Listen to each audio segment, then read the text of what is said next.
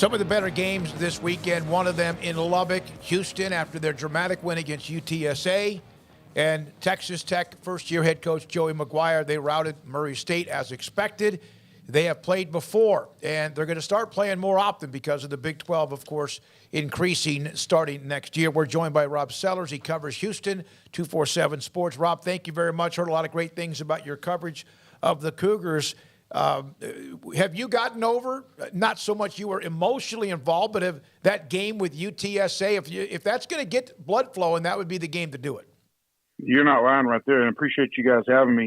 It was a heck of a game. I think, obviously, Houston expected the most from UTSA, and it was kind of their Super Bowl.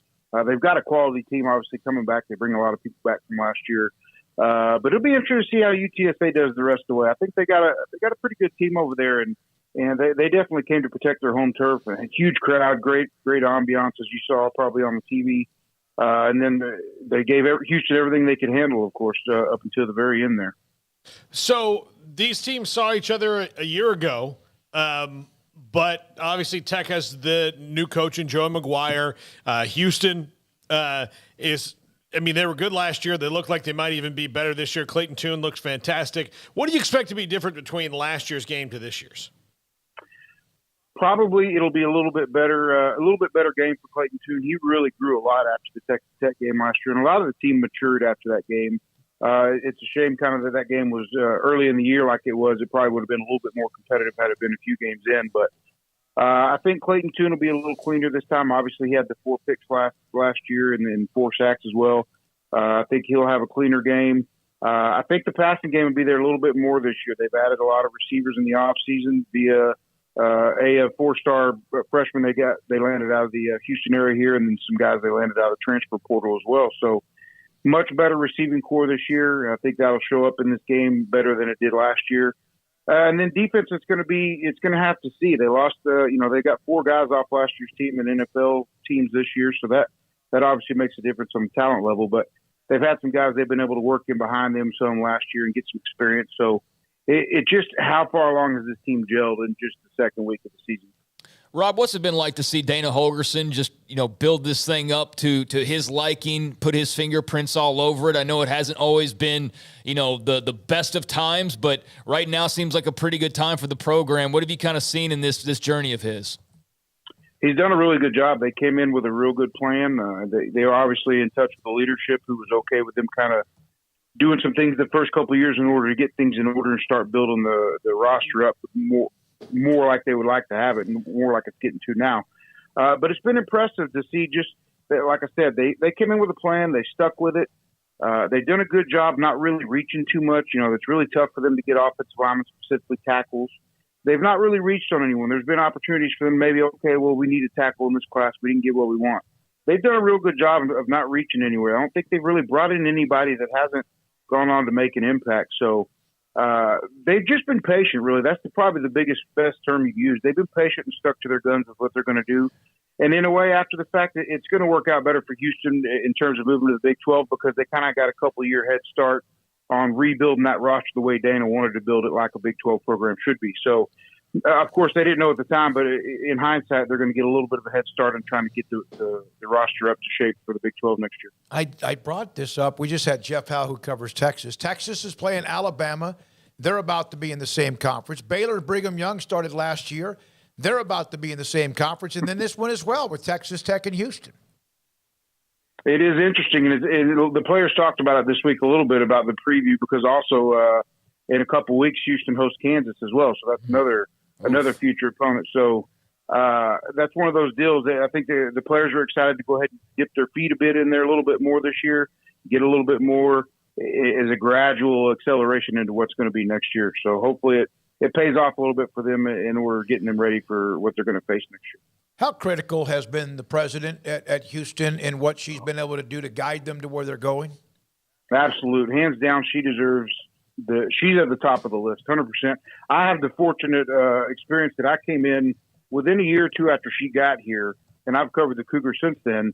So I've kind of seen their efforts along the way to try to improve facilities, to improve what they're doing in terms of not being just a commuter school anymore. They've added a ton of on-campus beds, housing and stuff.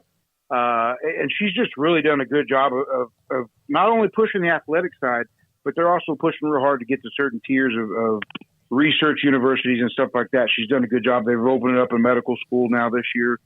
She's done a real good job, but specifically with athletics, she's done a great job of letting them kind of do what they needed to do. And even though at times they probably didn't have the money to stick that neck out there and go ahead and put forth the effort, and in the end, it's going to be judged by the fact that she was able to get them back into a Power 5 conference again. Rob, they're playing Tech, and they have had that series before, as you mentioned, even currently. Which of the schools who are a part of the Big 12 now, which of those 8 teams that are going to remain do you think will be the best rival for Houston? I think there's a chance it is going to be Tech because they've been one of the schools that's played Houston, even though they weren't in the Big 12. They've been consistently going back as far as, there was a big game with Case Keenum, obviously with a quarterback sneak at the end of the game to beat Texas Tech in 2009, I believe. So Texas Tech has been consistently that team that's played them. Oklahoma State a little bit also has played them. They had the one game with Oklahoma, and they returned it up there, but obviously they're going on to the SEC. So I would bet Tech and maybe Baylor. Baylor's, for some reason, is just one of those schools, Houston and Baylor. You know, if you remember your history, of course, I'm sure you do. It was kind of Houston and Baylor that came down in the whole Big 12 thing, and Baylor got in, Houston didn't. So there's a little bit of I'm sure there's a little bit of a urge to get get even in a way with Baylor as well. Well, there's also the comment you're going to bring that truck gate. It's equipment truck gate when Houston there you go. Came barreling in, and they kind of had a frustrating moment right there. There's no question. That'll always be interesting as a backstory as well.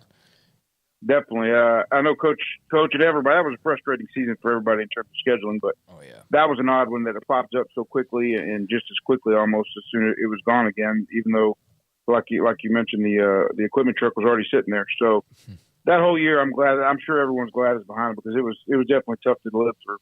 Little did we know at the time how everything would turn out in the end, right? Like, hey, this is just a future conference game. We're just pushing it down the line a little bit. It's all going to be good in the end. But, Rob, Texas Tech with Zach Kittley, I know they've got the quarterback injury to Tyler Shuck, so, you got Donovan Smith and the young guy in Baron Mortons, but they're going to throw it around, and yet at the same time, they're not like just they have to throw it to be successful. I know he said in the past, both Kittley and Joey McGuire, that they're going to run the offense that, the defense gives them basically. How do you see this Houston defense in terms of stacking up personnel-wise, but also what the challenge is facing this Red Raider squad that we've only seen this one game from so far from Zach Kittley?